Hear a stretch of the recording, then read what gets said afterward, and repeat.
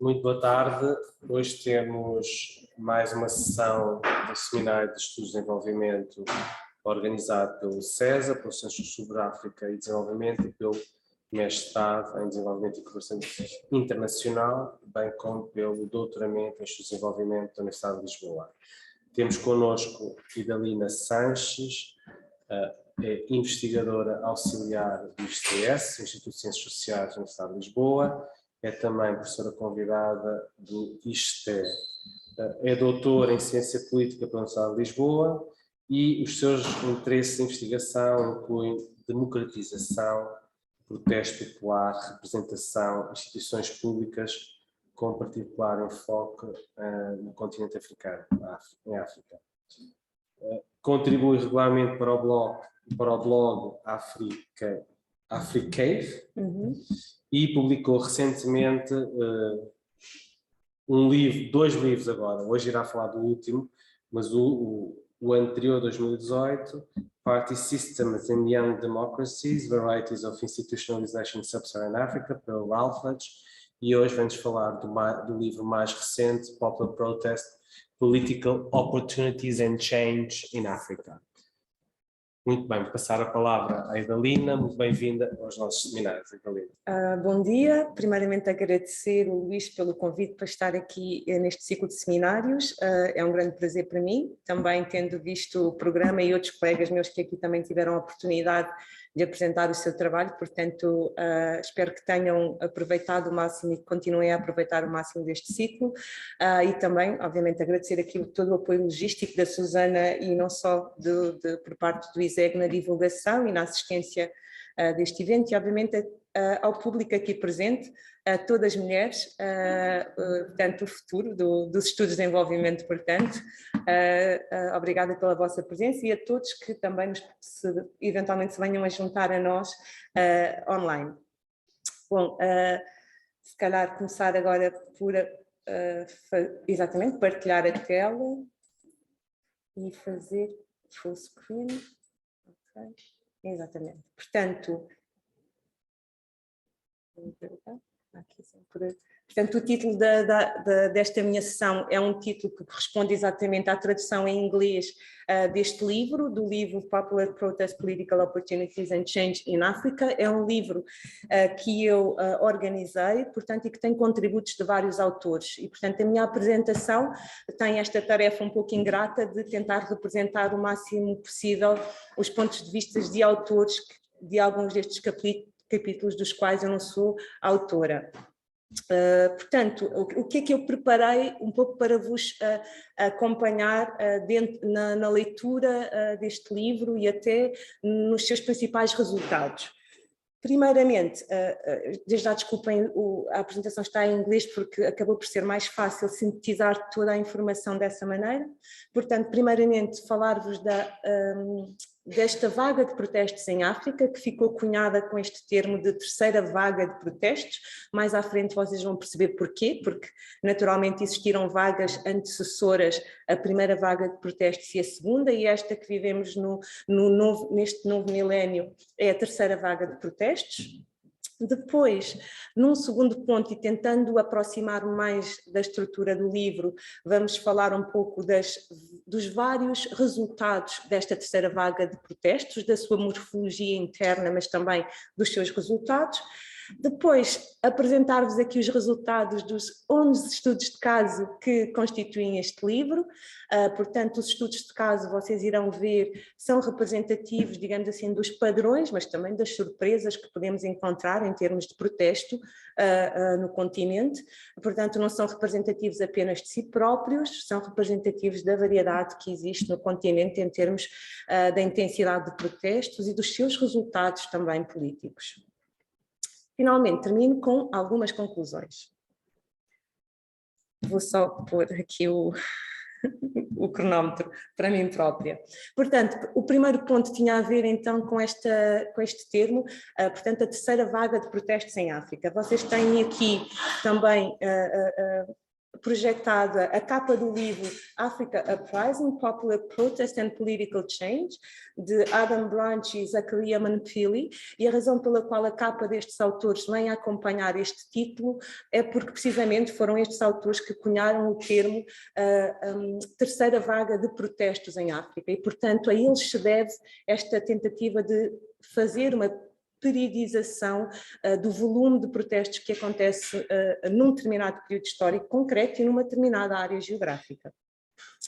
E como é que nós podemos definir ciclos de protestos? Precisamente como eu dizia há pouco, porque temos durante um período específico um conjunto de iniciativas de protesto que vão se espalhando durante um período de tempo definido e também ao longo de diferentes geografias. E nesse sentido podemos falar de ciclo de protestos. Há uma determinada durabilidade, há um conjunto de países que são afetados por esse ciclo de protestos e depois também temos aqui uma expressão específica também de cada ciclo de protestos. Se nós podemos pensar nos vários ciclos de protesto como ciclos independentes por si próprios, também a verdade é que nós podemos pensar nas continuidades que existem entre os vários ciclos de protestos. Não só continuidades de temas, mas também continuidades de atores políticos que vão estando envolvidos em diferentes ciclos de protesto.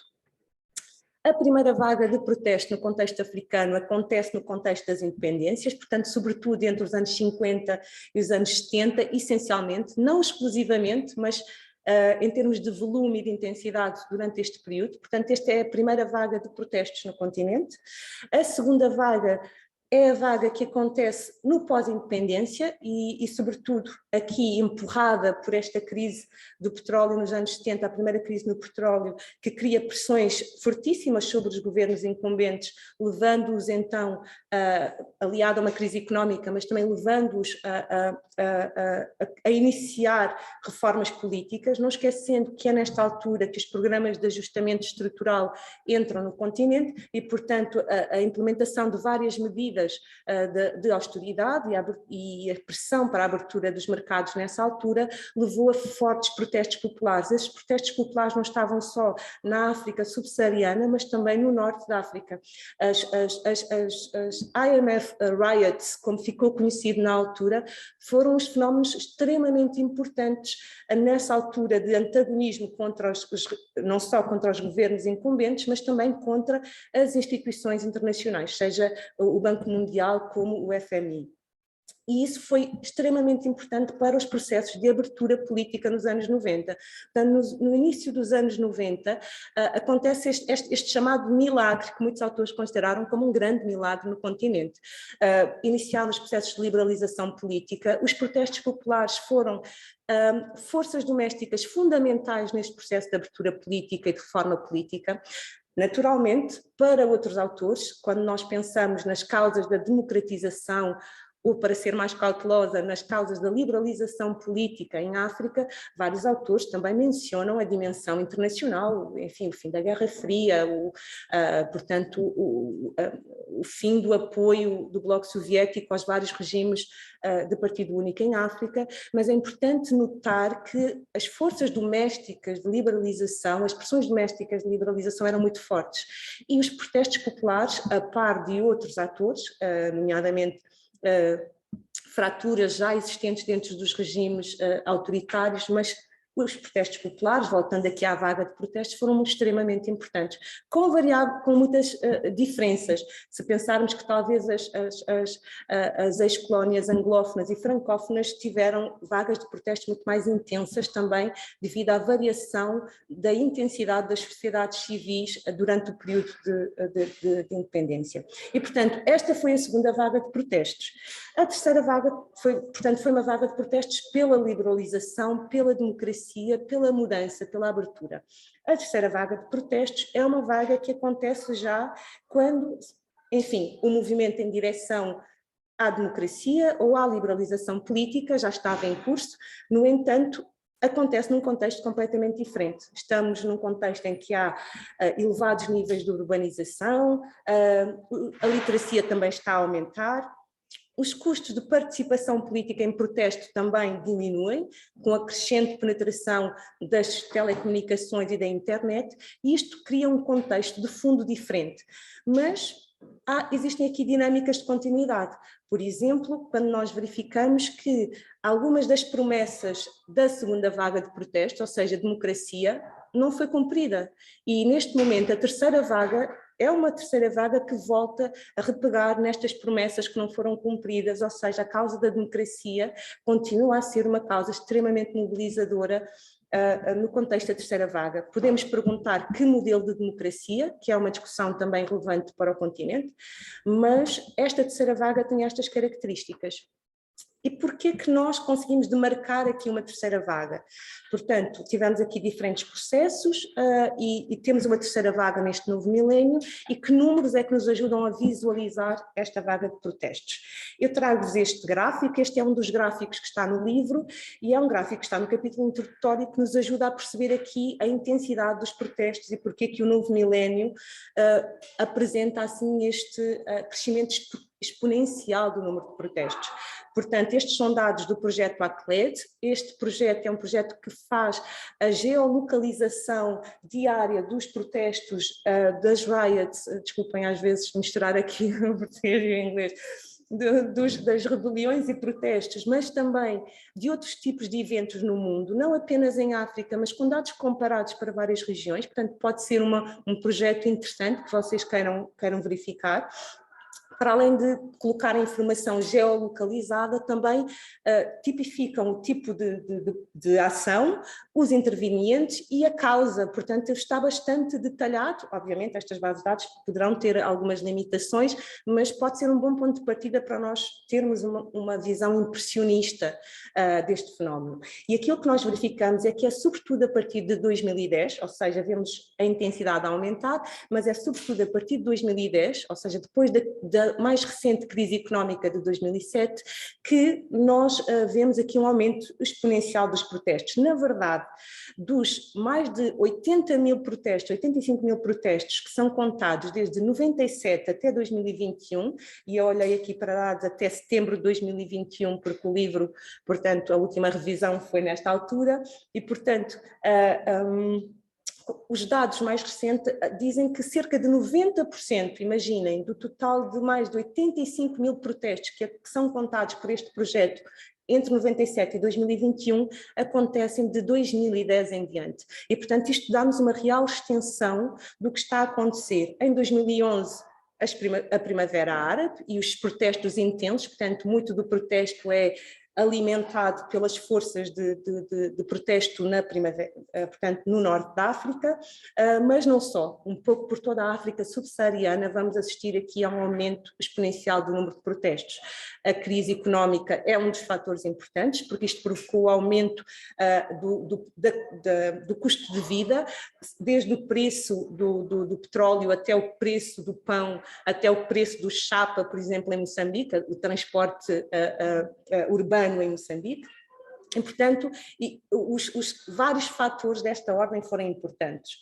Quais é que são os países que vão liderando, no fundo, esta intensidade do protesto? Aquilo que nós vemos é que estamos a falar 1, 2, 3, 4, 5, 6, bom, menos de 10 países acabam por agregar mais de 2/3 do total de protestos que acontecem no continente, ou seja, quando nós vemos aquele crescimento exponencial em termos do número de protestos, a verdade é que facilmente nos apercebemos que há países que são os principais, digamos assim, palcos dos protestos do ponto de vista no continente. A África do Sul, alguns países do norte da África, nomeadamente Algéria, Tunísia, Egito, Marrocos, de forma mais ou menos expectável, e depois também temos outros países já com um legado de conflito e protesto, como o Quênia e o Sudão, e no polo oposto, alguns países, temos aqui autocracias bastante fortes, como por exemplo a Guiné Equatorial e a Eritreia,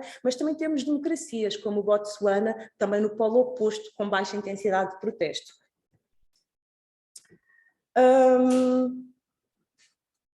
Ora bem, estava a correr bem. Força.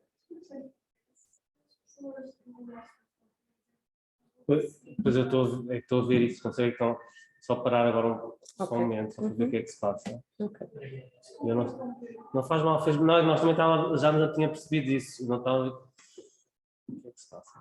eu não sei o que é que eles vão... Querem começar novamente? Não. Ainda tentar perceber porque é que ninguém consegue entrar. O link estará certo. Então, mas estamos no Zoom, não é? Estamos. Deixa-me só ver aqui. Mas também não está ninguém em sala de espera, pois não? Pois. Não é suposto não falar de espera. Live reactions, participants. Vamos ali à segunda janela da Canvas, no Zoom, no Canvas, no ícone. Ali. Ok. Join. Vamos aqui aos três. Vou enviar o envio para a Marina confirmar que é este. Ou então, eventualmente, enviar, não sei, o link novamente, talvez eles consigam entrar. Só parar. Pronto. Agora todos estão, ok. Pronto. Vamos lá outra vez o share screen. Uhum. É aqui, eu acho que era aqui que já estávamos mais à frente, já estávamos já nisto. Exato. Ok. Portanto, Não se consegue mexer. ok, deixa-me cá ver se funciona. Ok. Não? Ok. Agora não sei se fui eu, se foste tu. Não. Sou eu. Vamos ver lá se consegue outra vez. Boa, consegui. Portanto, enfim, bem-vindos agora aos que se juntam via Zoom. Eu já comecei a apresentação há algum tempo, não será possível retroceder, mas eu estava agora a começar a falar então dos protestos e rebeliões em África e da sua intensidade e da forma como um conjunto de países parece estar na frente deste processo destes protestos populares que acontecem no continente. O que é que nós sabemos até agora sobre os protestos ou esta terceira vaga de protestos? Para além do facto de que ela cresce exponencialmente, sobretudo a partir de 2010, na sequência da crise de 2007, o que significa que a África, tanto, enfim, o Norte de África como a África subsaariana vão acompanhar então este ciclo global de protestos, do qual fazem parte outros países, África, Europa, América Latina, ou seja, é um ciclo global de protestos na sequência da crise de 2007 e, portanto, vamos assistir aqui a alguns países onde, no fundo, a intensidade é maior. O que é que nós sabemos sobre estes números? Porque estes números não nos dizem, no fundo, a componente mais qualitativa destes protestos. Em primeiro lugar,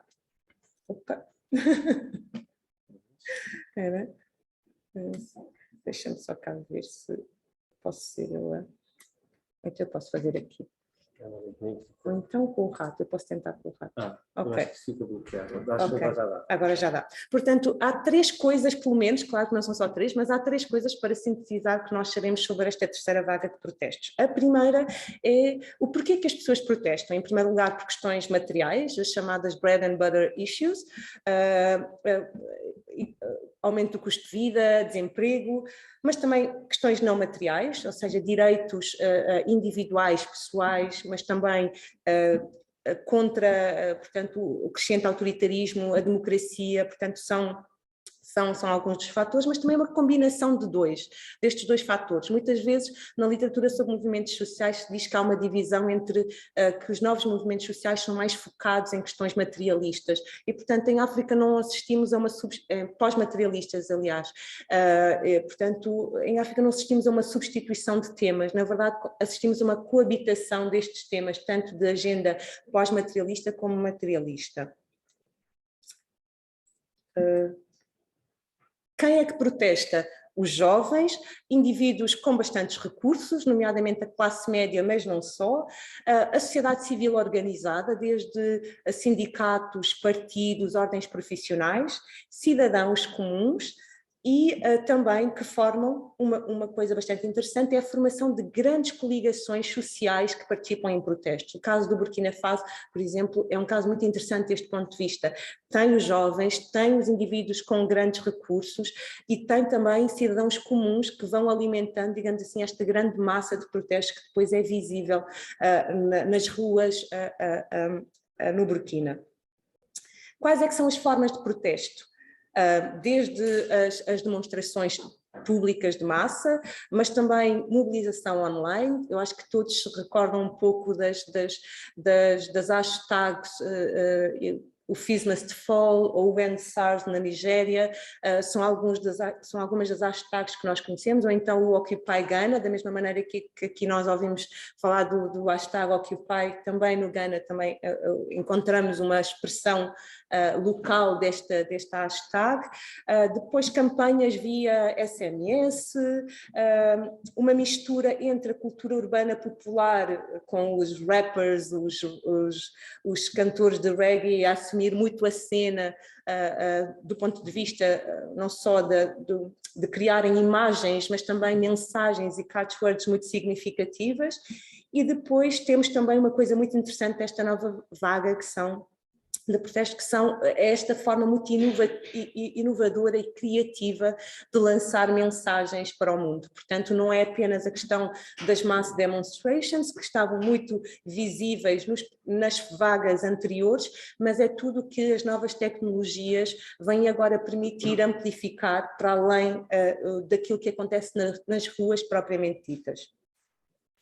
Neste processo, aquilo que parece estar mais em falha, ou em mais, não diria em falha, porque obviamente os estudos existentes já nos ajudam a saber muita coisa sobre esta vaga de protestos, mas aquilo sobre o qual nós parecemos saber menos é, afinal, tanto protesto tem importância? Afinal, qual é que é o poder transformador dos protestos? E, portanto, no fundo, foi este um bocado o ponto de partida para este livro. E isto leva-nos um pouco, no fundo, a esta grande preocupação, que é então a tentar perceber qual é que é o impacto variado que os protestos podem ter. Na imagem superior vocês têm os protestos no Burkina Faso, onde está Blaise Vatin, ou seja, Blaise Compaoré era presidente no Burkina Faso, preparava-se para mudar a Constituição para, no fundo, conseguir mais um mandato no poder, e portanto isto aconteceu não apenas no Burkina Faso, mas em vários países africanos, em que os presidentes procuraram de facto mudar a Constituição para conseguir o chamado Third Term Bid, é o chamado Third Term Bid, e portanto, no fundo, este foi um dos protestos em que o resultado foi bem sucedido. Mas se olharmos aqui para estas imagens, portanto, que estão aqui no plano mais inferior, estas imagens são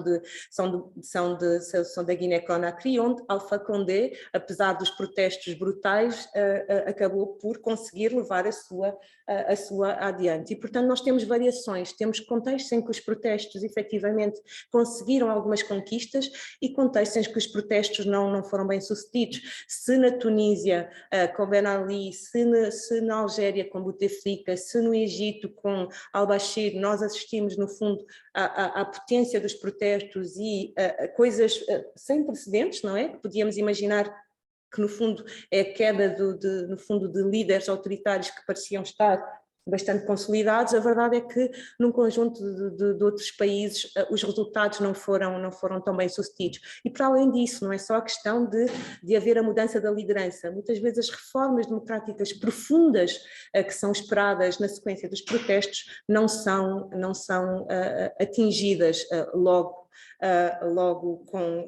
no curto prazo. Agora, isto significa que estes protestos, apesar de terem ganhos limitados, outras vezes não terem ganhos, ou outras vezes terem ganhos a longo prazo, significa que eles não são importantes.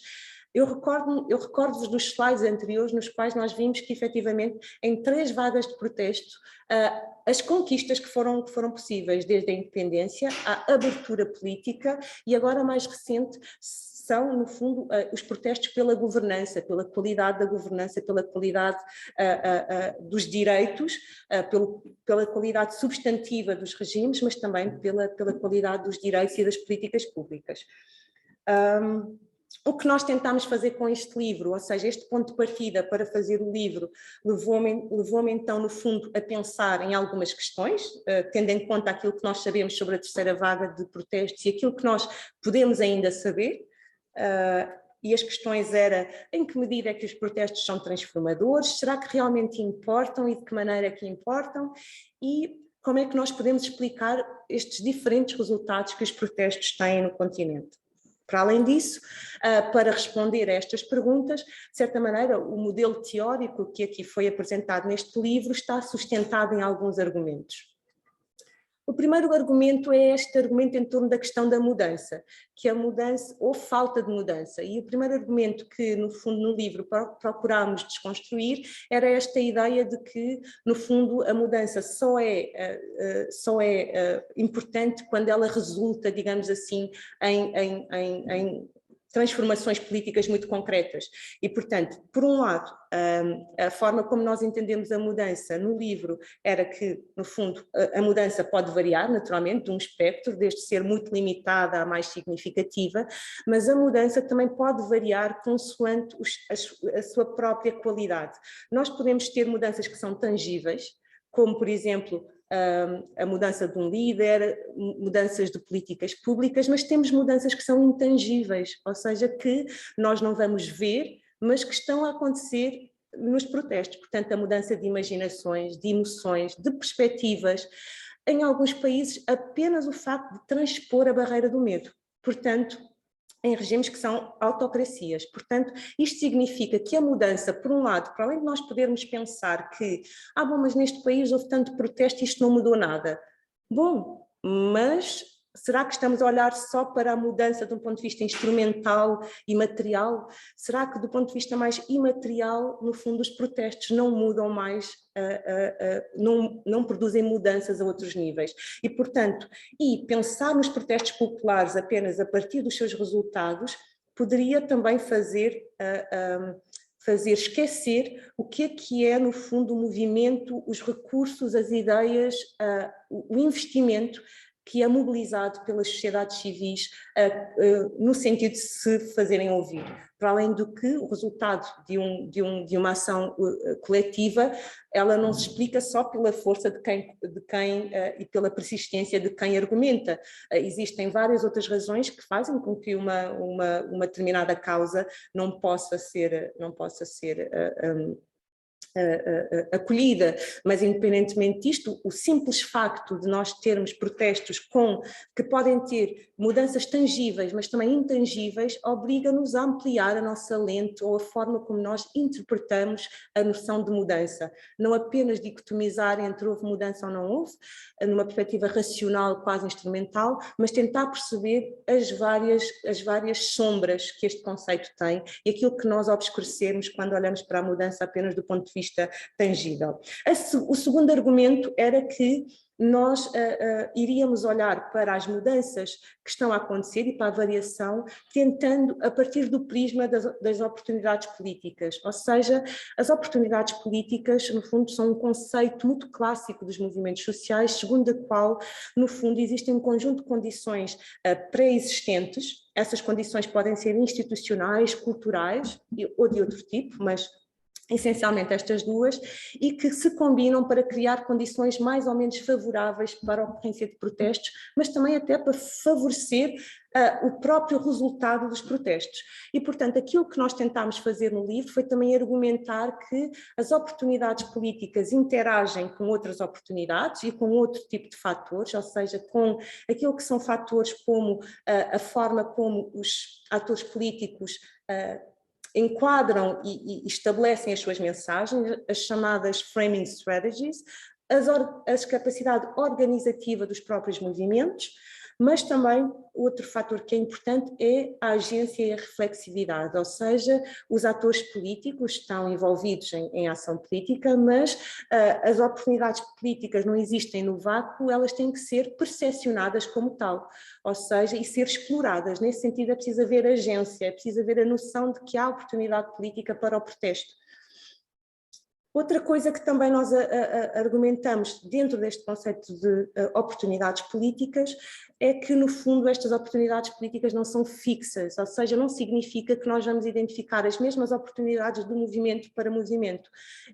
As oportunidades políticas disponíveis vão variar de acordo com o movimento, de acordo com o tema, ou seja, podem haver temas relativamente aos quais é muito mais simples haver um consenso ou os partidos ou quem está no governo possa associar-se à causa e mais facilmente acatar, no fundo, as vozes da sociedade civil, mas podem haver outros temas nos quais os protestos podem continuar e não produzir o resultado esperado, porque são temas difíceis, mais polarizadores. A questão do clima, se nós pensarmos nestes temas, que por mais que existam oportunidades políticas percepcionadas, há de facto, no fundo, condicionamentos maiores que fazem com que, por vezes, algumas das questões que estão na agenda dos ativistas não sejam acolhidas.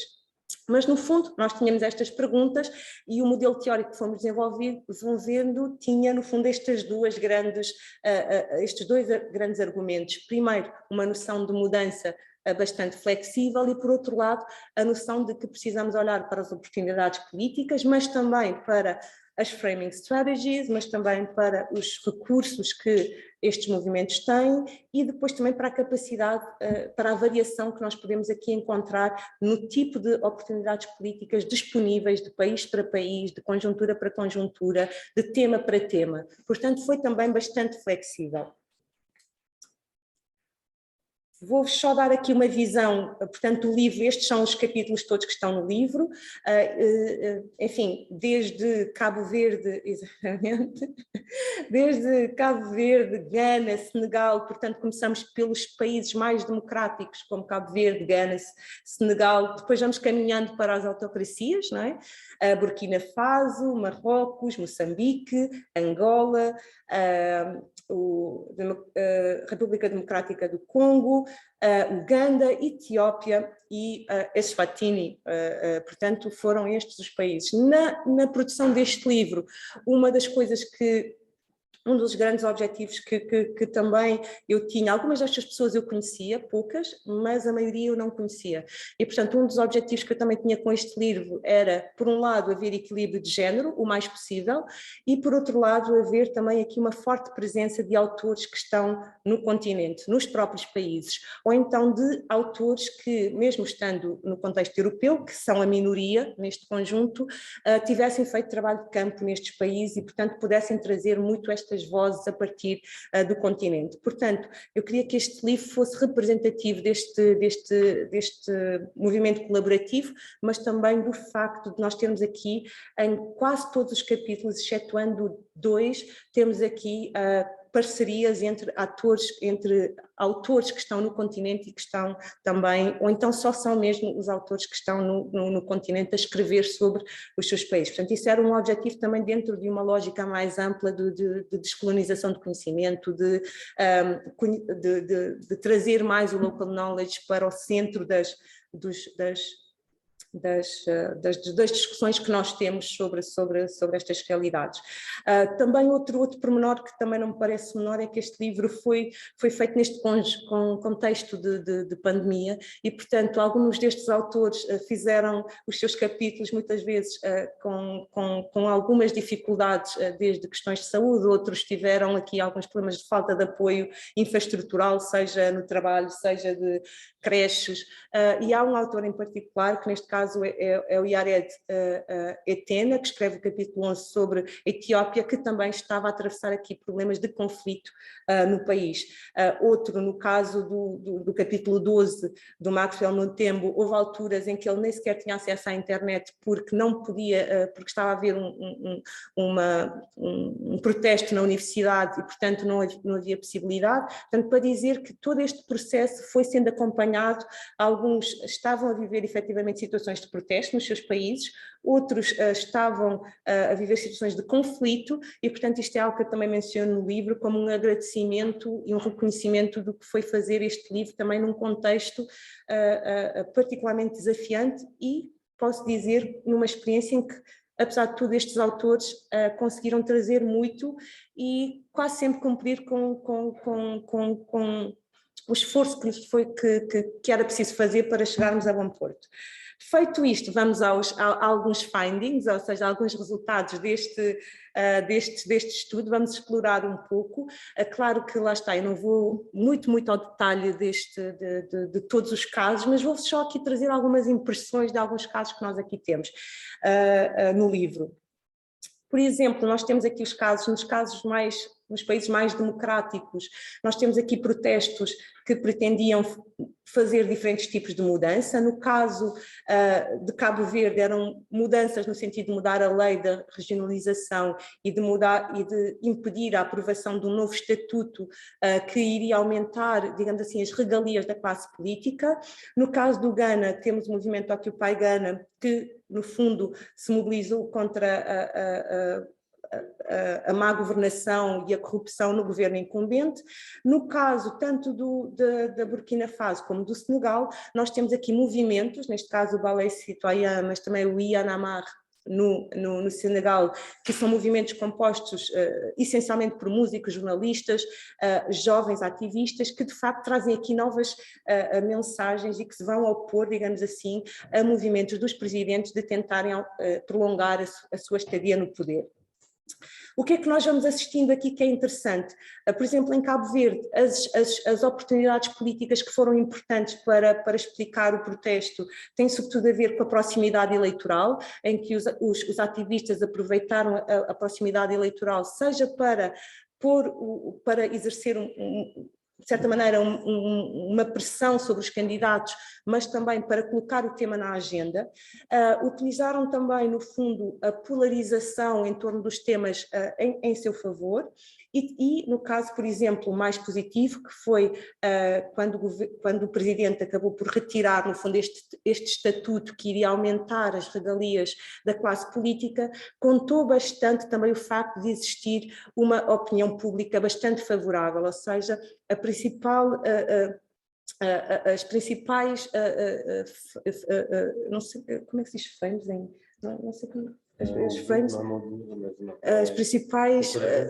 principais enquadramentos deste protesto eram essencialmente os políticos são vampiros e, portanto, isto aparecia em muitos cartazes, os políticos são vampiros, eles comem tudo e não deixam nada, pegando muito na música de Zeca Afonso e, portanto, eles conseguiram uma amplificação. Portanto, as framing strategies foram muito importantes no contexto de Cabo Verde, não só para amplificar as suas demandas, ou seja, por um lado é preciso retirar esta lei em 2014 e enquanto que o movimento de regionalização é um movimento de longa duração, mas que também tem beneficiado bastante da capacidade de acomodar novos atores e da capacidade de amplificar as demandas e, portanto, a amplificação tem acontecido não apenas em território nacional, mas também nas diásporas. Então, aquilo que nós verificamos no contexto, por exemplo, de Cabo Verde, é que os protestos foram muito importantes. No caso do protesto para a regionalização, levou inclusivamente ao início,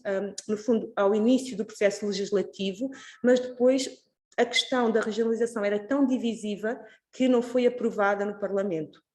No caso do Estatuto, de facto, o Presidente percebeu que havia protesto significativo nas ruas e temeu que eventualmente pudesse não para além de outros fatores, mas temeu que eventualmente a próxima eleição poderia estar em causa. Isto é inclusivamente mencionado pelos próprios participantes no protesto, que aproveitaram todas as ocasiões, portanto a tal ideia de que é preciso perceber e explorar a estrutura de oportunidades, então eles referem que aproveitaram todas as ocasiões para levar à retirada dessa mesma lei. No caso do Ghana, extremamente interessante também, é um caso em que mostra a importância das classes médias, porque se pode dizer que a população comum é importante para dar um aumento quantitativo ao protesto e para alimentar e continuar a sustentar o protesto, no caso do Ghana, uma das coisas bastante importantes que a classe média traz é a capacidade organizativa, a expertise técnica e os conhecimentos políticos. Portanto, a classe média traz uma network que ajuda e os contactos que ajuda a prolongar a sobrevivência dos protestos e ajuda a tornar os resultados mais efetivos. Do ponto de vista das oportunidades políticas, é interessante perceber que o sistema no Ghana também é um sistema democrático, mais ou menos aberto, com um sistema de mídia também mais ou menos aberto, e isso tudo facilita, permite também criar um ambiente em que o protesto pode mais facilmente circular, e foi muito importante o papel do Occupy Ghana, porque levou, no fundo, não só a uma crescente accountability do governo, mas mas também à introdução da figura de um Special Prosecutor. Portanto, este é um caso também muito interessante por isto.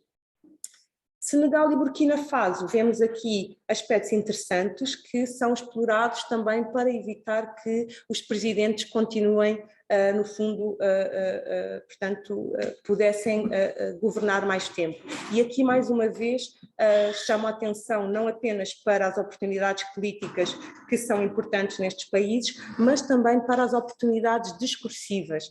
Tanto no Senegal como no Burkina Faso, há um legado histórico de formas de ativismo que são mobilizadas para este contexto no sentido de dar legitimidade aos atores políticos hoje, ou seja, no momento, não só a recuperação das imagens dos líderes panafricanistas, mas todo o legado associativo cria as redes e também a legitimidade que é preciso para que estes movimentos consigam a sua amplificação societal e o apoio de que precisam. No caso do Senegal, há um novo presidente que é eleito, os protestos continuam porque obviamente também este novo presidente também não tem facilitado a vida do ponto de vista de uma crescente democratização, e depois no caso do Burkina Faso realmente também foi bastante importante e os protestos levaram no fundo a um processo de transição política, digamos assim, mais informado a partir de baixo. Daqui vou só falar de 2 casos, por questões de tempo, porque já atingi os 35 minutos e, portanto, por questões de tempo, vou só falar de 2 casos. Os casos que eu vou escolher são Marrocos e Moçambique. Vou escolher o caso de Marrocos porque é um estudo de caso muito interessante. Neste capítulo, o Sami Badran o que vai fazer é analisar, então, no fundo, a Primavera Árabe em Marrocos. E ele vai analisar, em concreto, um movimento que é o movimento de F20, eu acho que é esse o nome, espero não me estar a enganar, é o movimento F20, e então ele vai analisar como dentro desse movimento e durante a Primavera Árabe as demandas, digamos assim, feministas e as questões de género foram secundarizadas dentro do movimento, enquanto que, digamos assim, as reivindicações ou as pautas de democracia e de justiça, por serem mais consensuais, foram aquelas que foram priorizadas. Então, este é um capítulo que mostra, digamos assim, o silenciamento de frames ou o silenciamento de demandas dentro dos movimentos sociais. Em concreto, mostra a forma como, por um lado, a Primavera Árabe levou a uma expansão de um conjunto de oportunidades para as mulheres poderem participar mais, e há avanços também legais que fazem com que tenham havido mais ativismo das associações de mulheres no contexto da Primavera Árabe, mas dentro do principal movimento, aquilo que aconteceu, na verdade, foi uma competição em que as demandas feministas foram secundarizadas vis-à-vis, digamos assim, os frames que eram mais dominantes e que tinham a ver com democracia e justiça. No entanto, a experiência que as mulheres tiveram no interior deste movimento foi fundamental para depois criarem, digamos assim, rotinas de oportunidades de organização no futuro. Então, o principal outcome aqui, embora é que, de facto, no fundo, a participação das mulheres no interior deste movimento, apesar de terem sido silenciadas, foi fundamental para criar redes para depois alimentar outras formas de cooperação entre as organizações de mulheres em Marrocos. Em Moçambique, este é um exemplo interessante porque mostra aqui uma luta entre David e Golias, em que as comunidades rurais no norte de Moçambique acabam por conseguir levar a que o governo termine com este programa do Pro-Savana, que, no fundo, argumentavam seria um grande esquema de land grabbing no norte de Moçambique. E, portanto, estas comunidades que não sabiam os contornos concretos de alguns deste programa, conseguiram se mobilizar localmente, mas também com redes internacionais, nos quais algumas destas comunidades já pertenciam, para ter acesso, no fundo, aos programas, depois, no fundo, àquilo que se pretendia implementar, depois, através das suas redes, conseguiram espalhar a informação a nível local e depois, através das redes internacionais, exerceram todo o tipo de pressão até o ponto em que fluxos financeiros para alimentar este programa foram interrompidos, por exemplo, no Japão.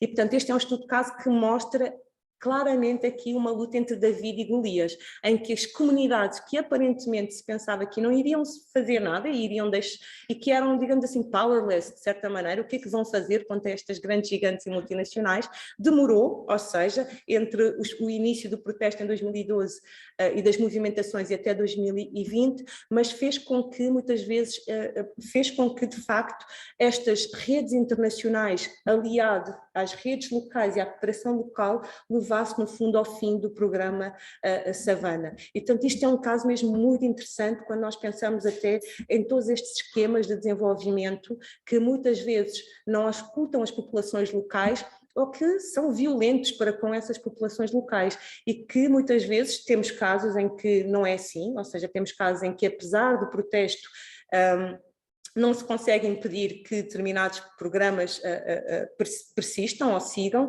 mas este é um caso que é ilustrativo, digamos assim, da forma como as comunidades locais conseguiram, no fundo, leverage e ganhar aqui espaço. Portanto, só falo destes dois. Finalmente, destes, se calhar só vou falar do caso, eventualmente, do Uganda, que talvez seja aqui menos, ou talvez da Eswatini, talvez que seja o menos conhecido destes aqui. Nós ouvimos falar muito pouco da Eswatini e sobretudo depois de ter mudado de nome, mas no fundo estamos a falar de uma monarquia absoluta e que muito fechada, e onde, apesar de tudo, os partidos estão banidos desde os anos 70. No entanto, o espaço que foi, digamos assim, deixado vazio por não existirem partidos e de contestação, tem sido muito ocupado pelos sindicatos. Então, os sindicatos, não só agora, mas ao longo ao longo de décadas, têm tido um papel importante como ponto focal, digamos assim, de alguma contestação política e, portanto, têm colocado na agenda questões de democracia, questões de qualidade da governança, e este é um caso que mostra efetivamente não a importância de oportunidades políticas institucionais, mas a importância de oportunidades discursivas que estão disponíveis, ou seja, há um legado anterior de protestos por parte destes sindicatos, há um legado de cooperação e de trabalho conjunto entre estes sindicatos que faz com que por um lado, dá legitimidade a estes mesmos sindicatos, dá também uma longevidade, porque estes sindicatos têm os recursos, digamos assim, infraestruturais, mas também simbólicos para continuar os protestos, e portanto este é um caso, o caso de Eswatini, como também de alguns que aqui estão, mostra a importância, digamos assim, das organizações da sociedade civil, sejam eles partidos, classes médias organizadas ou ordens profissionais, para alimentar, digamos assim, a longevidade dos protestos. Também no caso de Cabo Verde, nos protestos contra a regionalização, também se percebe que o facto de existir uma elite académica envolvida dá longevidade aos protestos e ajuda a alimentar aqui formas também mais efetivas do protesto. Vamos concluir, portanto, tenho 3 minutos, o que é perfeito, para fazer os 40 minutos, e, portanto, o que é que nós quais é que são as principais conclusões? Acho que só tenho 2 ou 3 slides sobre isso, para resumir o essencial. Aquilo que nós vemos destes 11 estudos de caso é que, no fundo, os ativistas vêm de todos os estratos sociais e os casos mais bem-sucedidos são casos em que há coligações, as amplas coligações entre classe média e a sociedade civil. Isto garante, por um lado, que temos isto é uma imagem que é apresentada por uma autora que se chama Lisa Mueller, e o que ela diz é que basicamente é como se nós tivéssemos aqui os generais e os soldados, que a classe média muitas vezes funciona como, digamos assim, como os generais, os que têm os grandes recursos, conseguem alimentar, e depois trazem os soldados, digamos assim, ou conseguem envolver os soldados para manter a longevidade e causar o impacto. Eu acho que é um pouco mais do que isso, mas uma parte dessa história está refletida nestes estudos de caso. Depois, as motivações. Nós temos casos em que, como Cabo Verde e Moçambique, em que o objetivo é mudar a lei, impedir a implementação de uma medida. Temos casos como o Ghana, que tem a ver com a luta contra a corrupção e a má governação. Senegal, Burkina Faso e a República Democrática do Congo, no fundo, contra as tentativas dos presidentes mudarem a Constituição para conseguirem mais um mandato, e depois temos aqui Angola, Eswatini, Etiópia e Uganda, onde no fundo tem sobretudo a ver com mudança, maior democratização dos regimes e melhores políticas públicas, e finalmente o caso de Marrocos sobre aqui a agenda da igualdade de género. Os resultados, como já viram, em alguns casos tivemos casos mais bem-sucedidos, não é? Ou seja, em que uma lei, no caso, se pensarmos em Moçambique, ou no caso de Cabo Verde, temos aqui mudanças, ou no caso do Burkina. Nos casos menos bem-sucedidos, sobretudo os contextos autoritários, foram menos propícios a mudanças mais bem-sucedidas, mas foram importantíssimas nas tais mudanças intangíveis, em alguns casos em transpor a barreira do medo e colocar-se na rua mesmo perante a repressão e ameaças bastante fortes. Para entender estas mudanças, por um lado, nós verificamos variações nas oportunidades institucionais e discursivas, diferentes tipos de usos de framing strategies, vimos a importância também de recursos individuais e coletivos. Recursos individuais, acho que foi uma das coisas que eu achei mais interessantes, era, por exemplo, nos casos dos protestos que envolviam rappers, pop singers, era interessante perceber como estes atores, individualmente, pela sua notoriedade, eram capazes de atrair multidões com eles. E, portanto, por um lado, e isto é importante porquê? Porque muitas vezes se diz, bom, os protestos em África são protestos onde quase não existem recursos e os recursos são pensados apenas numa dimensão coletiva. Isto é algo que eu discuto como uma oportunidade de pesquisa, é que muitas vezes há recursos individuais também que podem ser mobilizados para estes protestos. As redes internacionais foram mais uma vez importantes, vimos o caso de Moçambique, mas também o papel das diásporas, no caso do Burkina, no caso da Etiópia, no caso de Cabo Verde, verificou-se que as diásporas seja no fundo uma diáspora, uma sociedade civil mais anónima, sejam exilados que estão na diáspora, são fundamentais, digamos assim, para os protestos, para a dinamização dos protestos no continente. Quais é que são alguns dos blind spots e coisas que nós podemos ver no futuro? E este é o último ponto para concluir. Por um lado, acho que a questão das redes e da formação destas sociedades civis transnacionais, sobretudo no momento em que a questão do panafricanismo começa outra vez a entrar numa discussão sobre, no fundo, as identidades ou o papel de África neste contexto global. E, portanto, pensar, no fundo, até que ponto estas redes ou se estão a formar, no fundo, sociedades civis transnacionais, continua a ser uma questão importante para nós conseguirmos compreender a potência dos protestos e de outros tipos também de fenómenos políticos, não apenas os protestos. O segundo aspecto, que neste livro não é muito coberto e não foi intencional, mas foi porque as pessoas que eu contactei, tirando o caso do capítulo de Moçambique, focaram-se essencialmente sobre protestos que estão a ocorrer em espaço urbano, mas parece-me que esta é uma área fundamental. E isto tem a ver e isto é o meu último ponto, tem a ver com um aspecto importantíssimo da história de África e das relações entre Estado e sociedade civil em África. A verdade é que as relações entre o Estado e a sociedade civil em África, de certa maneira, demarcava, digamos assim, diferentes tipos de autoridade e de diferentes tipos de repressão entre os espaços rurais e os espaços urbanos, sendo que, no fundo, o Estado era mais repressivo nos espaços rurais, mais ausente e mais repressivo.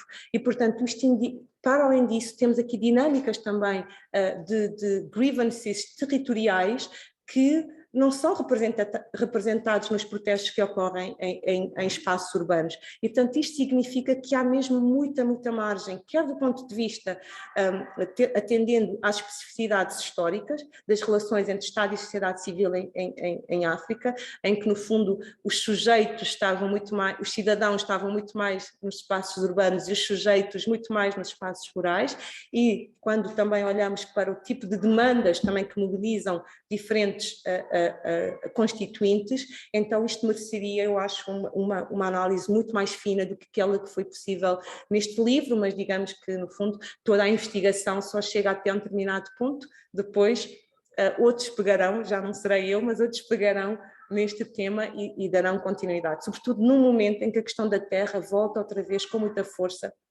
no fundo, a África, seja através de partidos políticos que põem isto na agenda, mas seja através, no fundo, dos programas de agricultura intensiva que estão a ser pensados e implementados um pouco por todo o continente. Portanto, muito obrigada a todos, eu espero ter conseguido representar estes 11 capítulos de uma forma mais ou menos inteligível e clara, e, portanto, agora estou aberta a perguntas e comentários que vocês possam ter.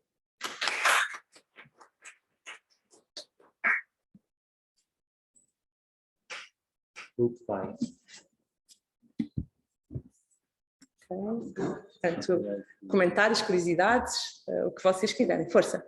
Okay. Deixa-me. Força. Eu nem trouxe uma folha para tomar as fotos. Incrível, incrível. Eu fiz a mala a correr e então esqueci de trazer aqui a Juliana. Okay. Obrigada, ótimo. Juliana, diga. Obrigada pela apresentação. Foi uma ideia maravilhosa, muito boa mesmo. Essa vai ser uma publicação significativa, porque eu queria pensar mais. Eu sou Juliana do Estado de Cooperação Desenvolvimento Internacional.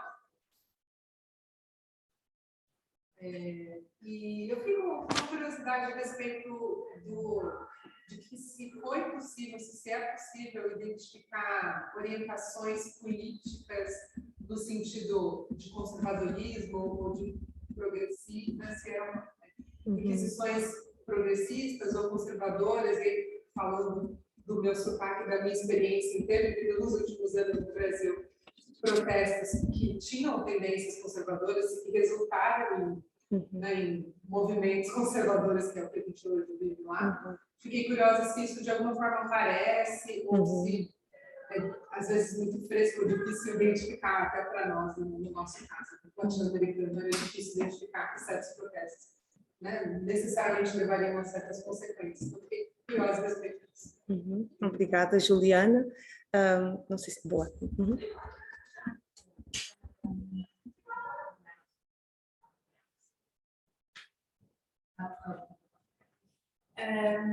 A minha área de pesquisa tem a ver com organizações não governamentais. Eu tenho uma curiosidade para saber se havia algumas áreas dos textos, os processos são diferentes, alguns têm mais a ver com produção política, outros com produção, etc. Tendo em conta a natureza da sociedade civil organizada do ponto de vista das ONG, se há algumas dessas áreas em que as ONG se tornam mais importantes do que outras.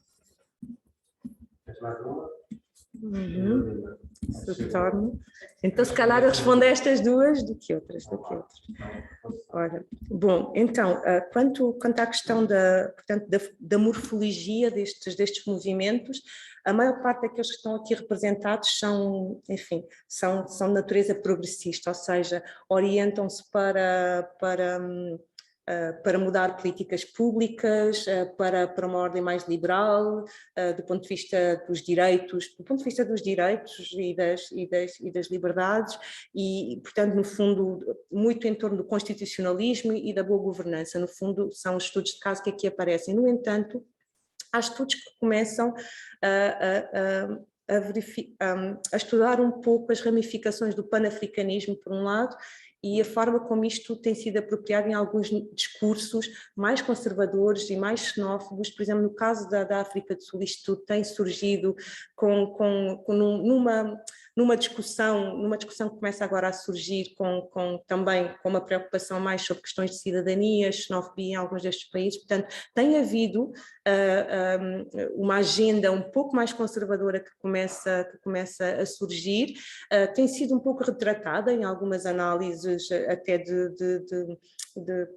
nos apontam, no fundo, para alguns episódios, enfim, com alguma gravidade até, não é? No fundo, no tratamento de algumas comunidades, mas que nos mostram que começam a surgir aqui, dentro destes movimentos mais progressistas em torno da questão dos direitos, e é importante notar também que nos últimos, portanto, no fundo, a margem de discussão até dos direitos chegou a áreas onde as vagas anteriores não chegaram. Portanto, em termos globais, no fundo, estamos num processo mais progressista no contexto africano do que conservador, ou seja, os protestos, não os governos. Os governos muitas vezes ancoram-se ainda muito em algumas, enfim, algumas práticas autoritárias, mas os protestos têm tido um bocado esta tendência.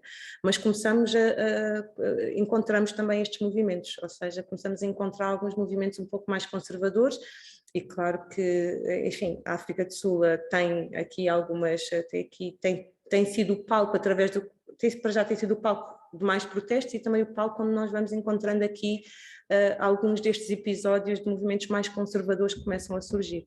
Mas não encontro ainda, se calhar já existe, mas eu não encontrei ainda muita teorização para o contexto africano e ainda estudos de caso, pelo menos não me deparei com eles, se calhar já se começou a... Enfim, já existem publicações mais recentes, sei que o fenómeno é recente, mas encontrei algumas peças sobre isto, mas nada de mais substantivo. Sobre as organizações governamentais, aquilo que eu vejo é que nós podemos, o que é que nós encontramos? E eu digo isto não só pelo paper que está aqui de Moçambique, como por um paper que eu também escrevi com uma colega sobre Moçambique também, que era sobre, no fundo, o papel da sociedade civil no setor extrativo. E neste caso é o papel da sociedade civil no setor, digamos assim, da agricultura intensiva, desculpa, estou só a pensar, da agricultura intensiva, e portanto isto mostra o quê? Por um lado, é preciso aqui pensar nas relações que os Estados têm com as sociedades civis, que nem sempre que são relações, digamos assim, quase sempre negociadas, e onde o Estado digamos assim, em países que são autoritários ou semi-autoritários, o Estado tem várias estratégias para lidar com as sociedades civis, e há áreas em que o Estado, por pressão internacional, vai abrindo o espaço à participação da sociedade civil. A área da indústria extrativa, por exemplo, é uma dessas áreas onde, pelo menos do ponto de vista formal, os Estados, para atingir determinados patamares de transparência no setor, foram sendo obrigadas por várias iniciativas globais a atingirem determinados patamares, incluindo a negociação com as sociedades civis. E, portanto, isto faz com que, pelo menos do ponto de vista formal, haja digamos assim, uma norma cada vez maior de envolvimento das sociedades civis em setores, inclusivamente setores onde os governos têm high stakes, e nós pensamos, bem, eles vão querer, no fundo, regular sozinhos essa matéria. Aquilo que verificamos é que muitas vezes, apesar dos governos, no fundo, abrirem os processos consultivos, muitas vezes controlam ao máximo o processo consultivo. Portanto, temos aqui alguns paradoxos, e mesmo dentro dos países há áreas onde, apesar de tudo, formalmente os governos, porque fazem parte destas iniciativas internacionais, parece que são, de certa maneira, formalmente obrigados, digamos assim, a consultar as sociedades civis, mas onde muitas vezes o processo consultivo acaba por ser, são estratégias, digamos assim, de controlar a sociedade civil com limitada participação, do género, vocês foram consultados, e, portanto, no caso de Moçambique, em concreto, era a lei das minas e do petróleo, e em que, por exemplo, o CIP de Moçambique dizia, bom, mas nós, uma das versões que está para consulta pública nem sequer está atualizada, a outra está em inglês, e, portanto, no fundo, ou seja, o processo depois existe, mas depois há limitação. Então, um dos lados para compreender, no fundo, qual é a margem de manobra das ONGs, é perceber um bocadinho, no fundo, por um lado, aquilo que é os objetivos dos regimes de agradar, no fundo, à plataforma nacional e internacional, ou seja, de gerir as pressões, sejam pressões por democracia, sejam pressões por transparência, accountability ou responsiveness, e então os governos acabam por se comprometer com várias agendas e depois, mesmo que haja um processo de consulta, esse processo de consulta acaba por ser um processo, enfim, que é controlado na mesma, enfim, em boa medida pelo governo. Depois existem, no caso de Moçambique, aquilo que se vê, seja neste exemplo da indústria extrativa, seja neste exemplo que está no livro de impedir a implementação deste programa, é que se mostra que, apesar de tudo, as sociedades civis são mais dinâmicas e mais proativas do que aquilo que nós podemos percepcionar, porque não só pela sua capacidade de atingir audiências para além do Estado, ou seja, para além da esfera nacional, mas também pela sua capacidade, por vezes, de transpor barreiras que, ou seja, nós fomos assistindo àquilo que acontecia em Moçambique em relação à questão destas leis, ou seja, nós conseguimos tracear esta informação.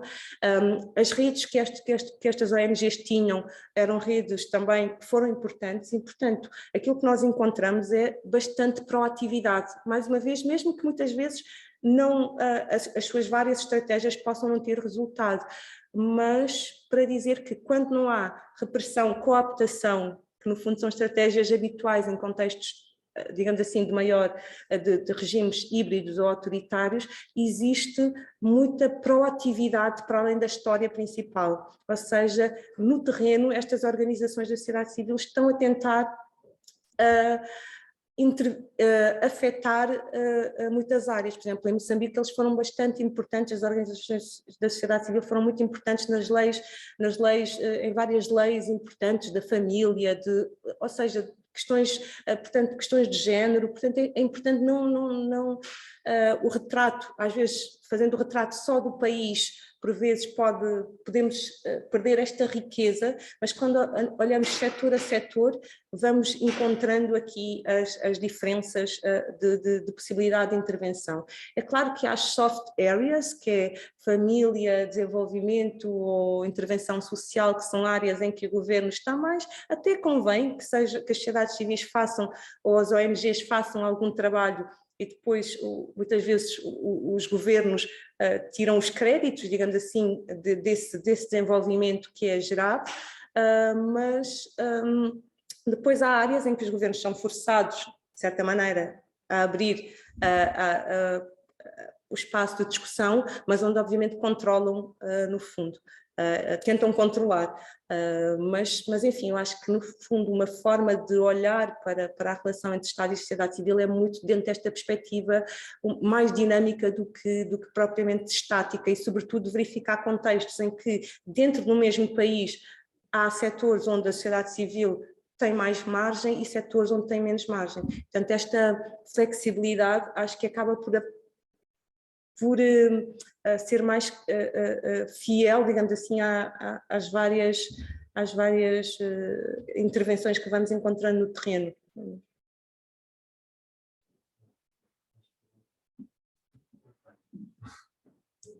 Tens perguntas? Perguntas em comentário. Ai, meu Deus. Primeiro,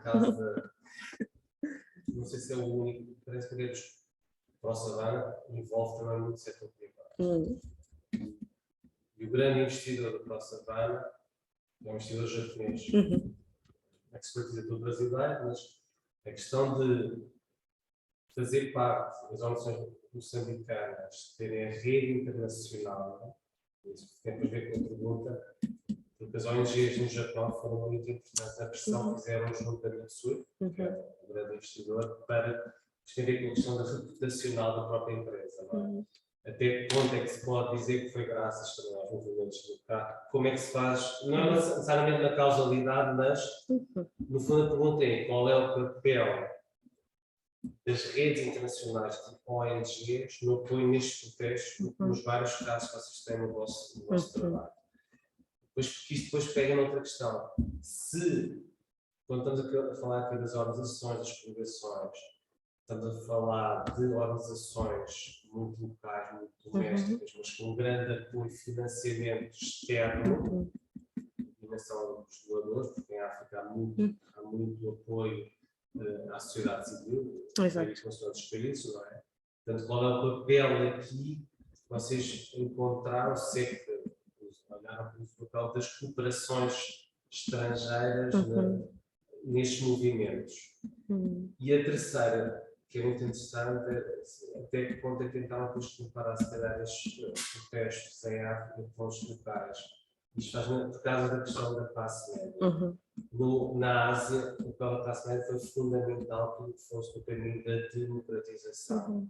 Até que ponto conseguem perceber que talvez no continente africano, ou nos nossos exemplos, também é importante o papel da classe média e a questão é que classe média é esta, é uma classe média que tem muita autonomia financeira, são as suas empresas.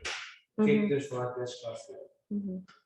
Ok, obrigada. São 3 perguntas, todas elas muito interessantes, 2 delas sobre aqui a dimensão internacional dos protestos, de facto muito importante, e é algo que é referido, ou seja, é referido em vários capítulos de diferentes perspectivas. Há capítulos que falam desta dimensão internacional pela via das diásporas, outras que falam pelas vias da pertença, no caso do capítulo Moçambique, falam da pertença, da filiação das comunidades destas organizações rurais, no fundo a plataformas internacionais, e falam mesmo da pressão, sobretudo no Japão, que interrompe no fundo o fluxo financeiro, e é isso que leva no fundo ao halting do Pro-Savana.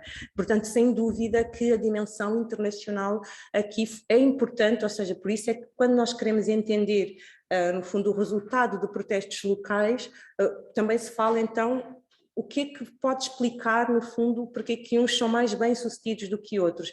É claro que no plano local existiram, e o capítulo, neste caso do Luca, com a Laura, vai mostrando isto, vai mostrando as várias etapas do processo, toda a sensibilização que é feita no terreno, pelas comunidades locais, vai mostrando também toda a forma de articulação internacional e mostra realmente o papel fundamental do Japão e no fundo e dos parceiros do lado do Japão no finalmente, no culminar deste resultado.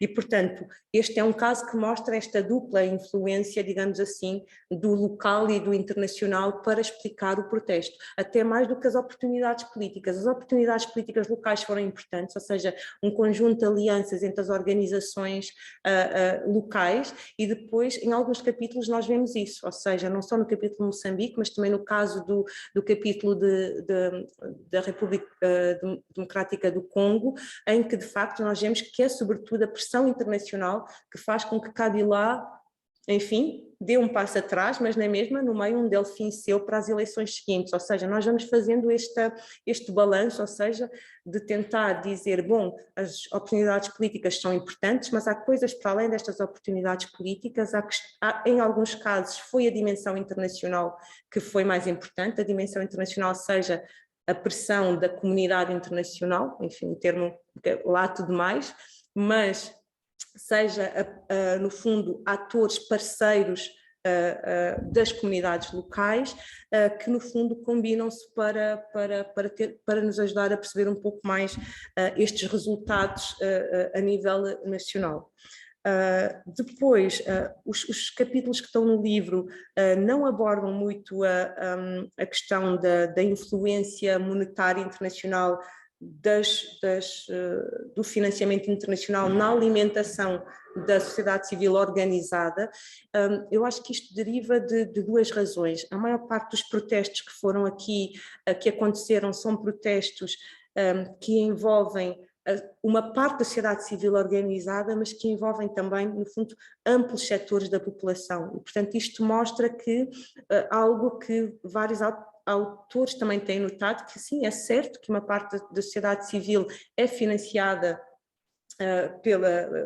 organizada, é financiada por dinheiro estrangeiro, mas de facto a alimentação destes protestos, a sua perduração no tempo e, no fundo, as amplas coligações que são envolvidas nestes protestos, no fundo, muitas vezes não têm esse apoio financeiro. Portanto, quando são protestos que são essencialmente de organizações da sociedade civil ou agendas, aí nós muitas vezes colocamos um pouco esta questão de, bom, mas até que ponto é uma agenda local ou uma agenda global ou internacional? Nestes casos estamos a falar muitas vezes de questões nacionais e para as quais muitas vezes existiu, por vezes, pouco apoio até internacional a essas mesmas causas, no fundo, de tentar melhorar o regime, de tentar mudar as coisas e, portanto, no fundo, de conseguir mais transformar ou como introduzir a figura de um procurador no caso do Ghana, ou seja, para dizer que, obviamente, em alguns destes casos também aparece a comunidade internacional, a fundação daqui, a fundação dali, que dá um apoio, ou seja, não quer dizer que este assunto não tenha sido aflorado em alguns capítulos. No caso do Ghana foi, no caso do Occupy Ghana, sobretudo na conversão depois do Occupy Ghana num movimento, mesmo no caso do Y'en a marre também no Senegal. Portanto, há aqui alguns casos em que esta institucionalização do movimento em organização se verifica que é acompanhada por esta busca de financiamento internacional. Portanto, é uma dimensão que é explorada, mas que acaba por não ser central, mas que é explorada também no livro, por alguns estudos de caso.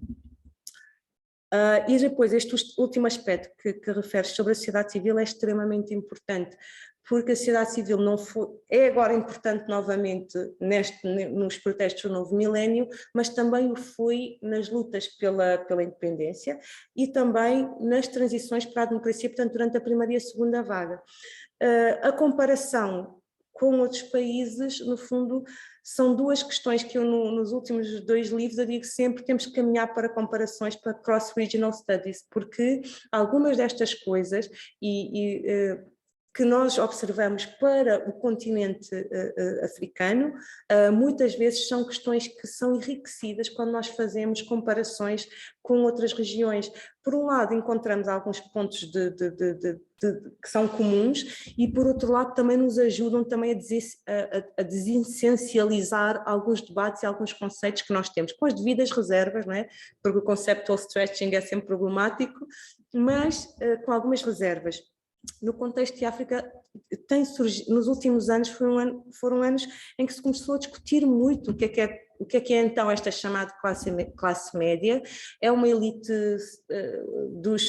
do colarinho branco que está no Estado e que está bem, são os funcionários públicos, são as pessoas com elevados níveis de educação. As descrições sociológicas de classe social normalmente combinam várias coisas, não é? Formação, situação na profissão, rendimento, e claro que nós não estamos a comparar, no fundo, a classe média que nós conhecemos, com os padrões que nós aqui conhecemos, aos padrões de classe média de sociedades, muitas vezes com indicadores socioeconómicos que são diferentes, mas de facto, no fundo, são noções, digamos assim, contextualizadas localmente o que é a sociedade civil, mas tem havido uma crescente teorização em torno do, afinal, então, o que é a sociedade civil africana, se ela existe. Os mais críticos consideram, bom, mas que é precipitado, se calhar, utilizar esta conceptualização, mas vários autores estão a encontrar formas de conceptualizar.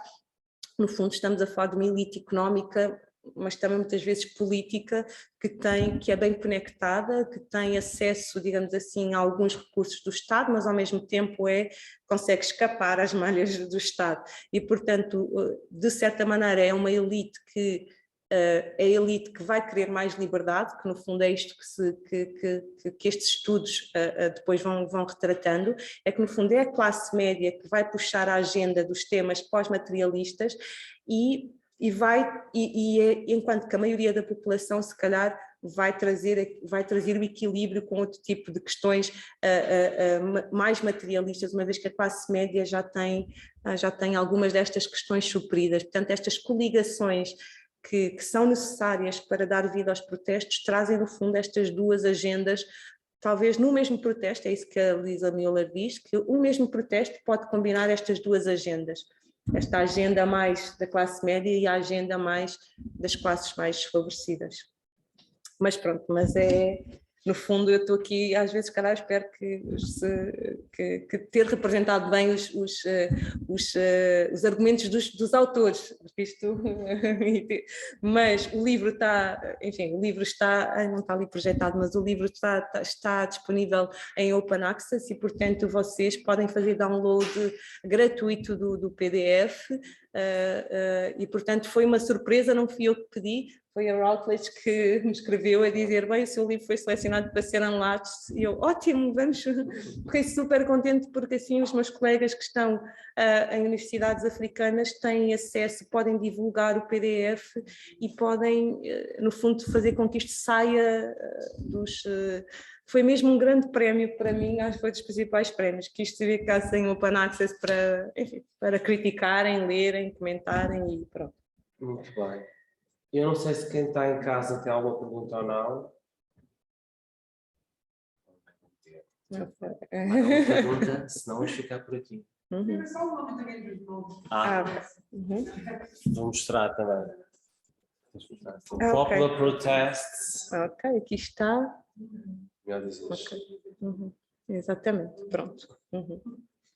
É É verdade. fácil aceder online. É Eu verdade. fiz logo. É, não é? Faz Eu logo. fui ver se era Open Access. É verdade, foi. Mas muito bem. Muito obrigado, Idalina, por Obrigada esta a todas conversa. e todos. Uhum. E tenho certeza que vamos ter a Idalina mais vezes cá a falar destes temas e de outros. E de ligados à outros. África também. Muito obrigado. Obrigada a vocês.